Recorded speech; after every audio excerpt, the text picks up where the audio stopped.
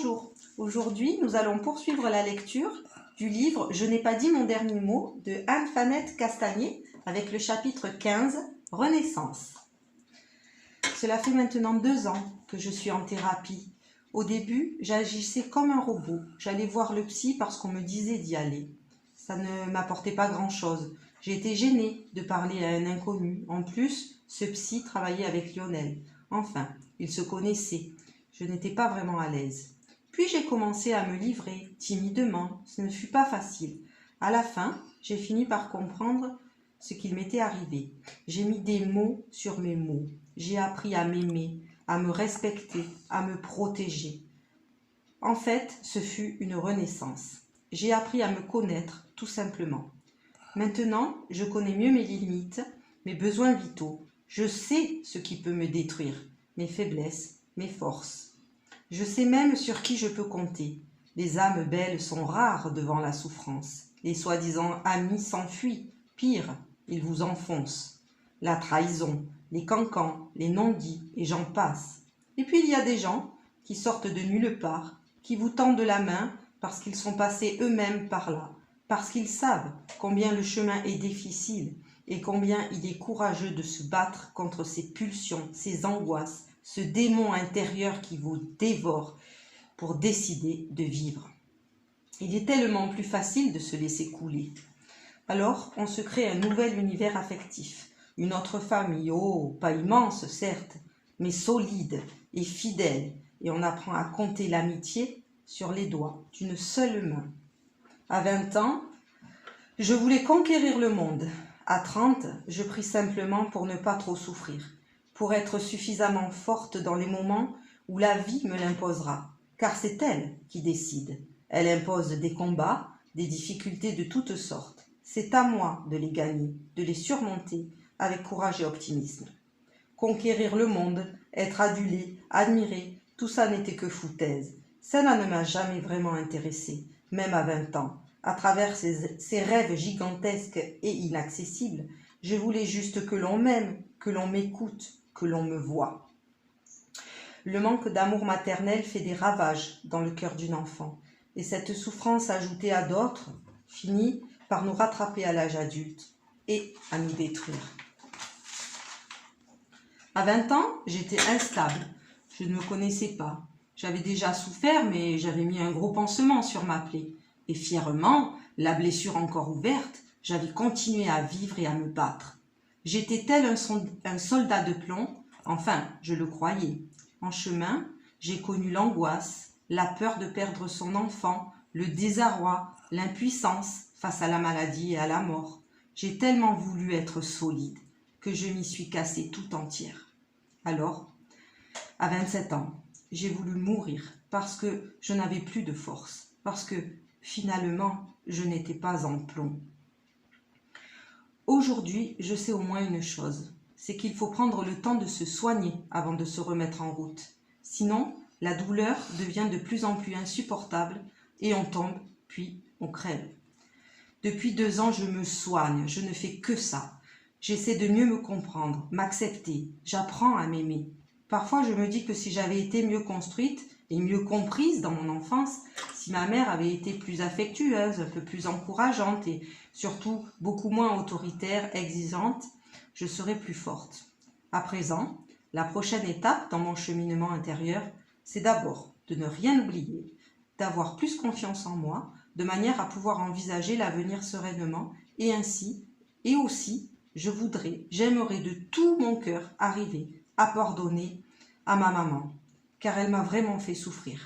Je souhaite y arriver parce que ce n'est pas possible autrement, non? Une mère et son enfant, c'est si important. Moi, je ne pourrais pas vivre sans mon fils. Il est mon oxygène, ma raison d'être. Ma mère a été certainement maladroite avec moi, mais on ne peut pas ignorer son enfant. Il faut que je finisse par comprendre. En ce moment, on se rapproche, enfin, on essaie.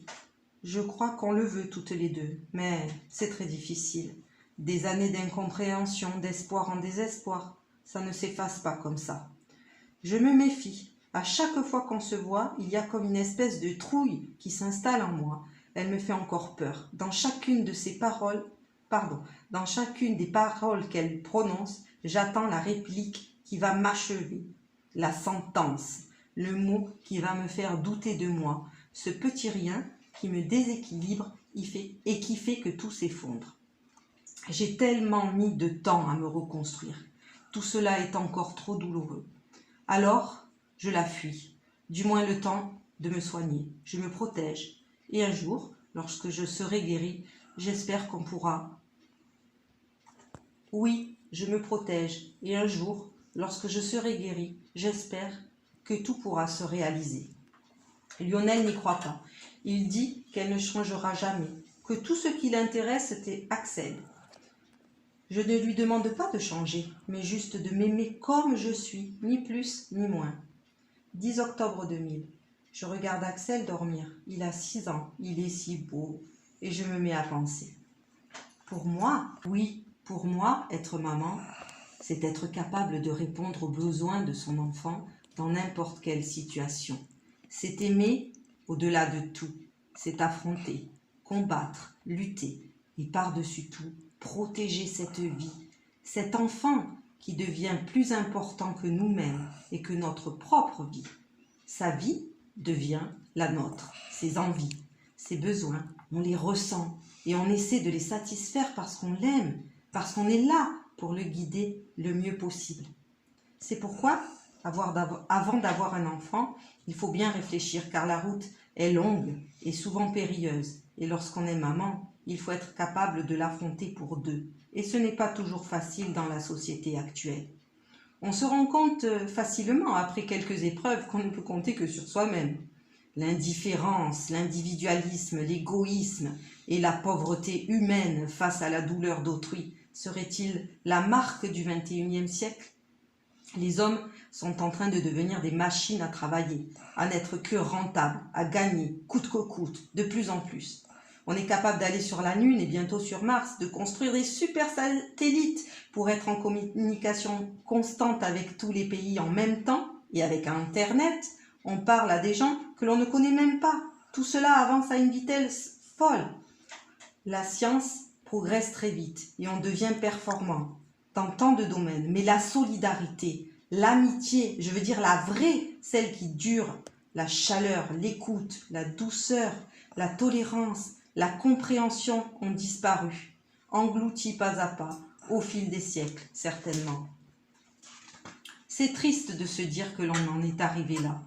Tendre la main à celui qui est en bas de chez soi, pas besoin d'aller loin pour s'entraider, pour s'aimer, pour communiquer. Quelque part, dans mon cœur, il y a certainement encore un peu de ce temps où les âmes belles et profondes s'unissaient dans les rues pour vivre ensemble, main dans la main, des épisodes de vie agréables, tristes, joyeux, mais toujours solidaires. J'espère que lorsque mon fils sera un homme, il arrivera à s'en sortir sans devenir pour autant un monstre d'égoïsme. J'espère qu'il sera assez fort pour lutter tout seul, car les amis se font déjà si rares que je n'ose même pas imaginer ce que cela sera plus tard. Ah, je suis rêveuse ce soir. Je suis blindée, mon cœur est blindé pourtant. Et j'ai appris à vivre sans les autres, sans leur jugement ou leurs critiques. Je ne cherche plus à plaire. Je suis ce que je suis. On me prend tel quel ou on me laisse. Mais je ne me pourris plus la tête avec des bêtises. Moi, je sais ce que je vaux, je sais ce que je veux et surtout, je sais ce que je ne veux plus. Ainsi, les enfants sont devenus mon refuge. Il m'arrive souvent d'en garder. J'adore les gosses parce qu'ils sont vrais, parce qu'ils donnent tant d'amour en retour.